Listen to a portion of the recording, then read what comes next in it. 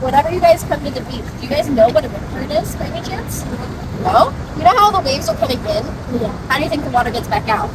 It just goes out, right? But it'll naturally form a channel of water that we call rip current.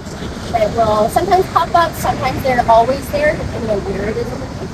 But the more water that's coming in, the more water that's got to go out. So it forms like almost like a river of water that goes out towards sea.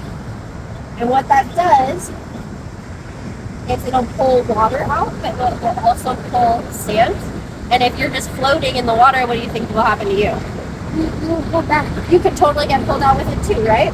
So for rip currents, what you want to make sure you're doing, yeah, the water comes in and it's got to go back out towards sea somehow. So it forms a channel of water that's dragged out and dragged out and dragged out in the same spot. Yeah, what happens, right? It digs a hole. So if you're playing in the sand and you're just bouncing right here you're knee deep, maybe waist deep, and then all of a sudden you get pulled into that rip current, it could be way deeper, and then you can't touch, and then you could get pulled out. Does that make sense?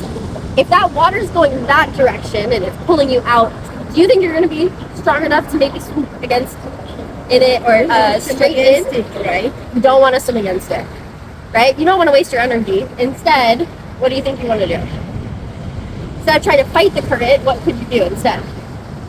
Which direction would you want to swim? No, because you're gonna try. Then you're gonna get tired. You're not gonna beat that current. You want to swim parallel to shore because the rip current's only gonna be a certain width. It's only gonna be so far wide. Does that make sense?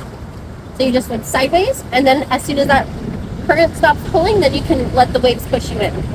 The other thing you want to do is whenever you go to the ocean, number one, you want to be next to an open lifeguard tower. So all those shutters are gonna get open here in a second. You always want to swim there. You can always ask them where the rip currents are that day.